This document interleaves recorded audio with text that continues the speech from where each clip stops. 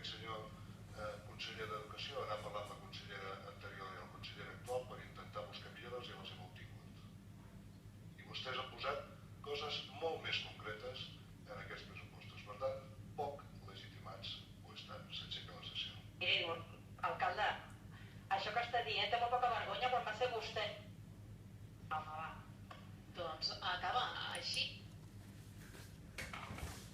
Bé, doncs això ens responia l'alcalde Ballesteros després que la CUP critiquéssim les partides de misèria per habitatge social i per condicionament d'aules escolars, amb aquesta excusa de mal pagador, perquè hem volgut comparar les partides pressupostàries que es destinaran als grans projectes urbanístics a la zona de Ponent, com són el PPU10, que avui alguns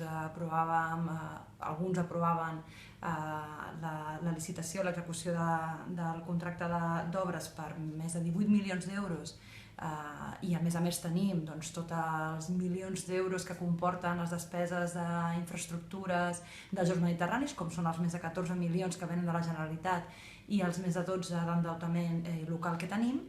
I d'aquesta manera responia l'alcalde quan fèiem la crítica de la manca d'inversió en aquells aspectes que nosaltres considerem que realment són prioritaris, com són l'adequació dels espais públics que tenim als barris de Ponent i també, com no, la millora de les escoles, tant l'escola de Torreforta com l'escola Ponent, que estan en barracons.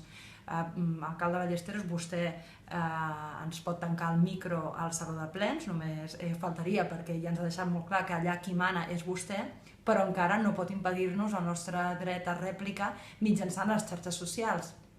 Miri, l'escola Ponent està en barracons des del 2008.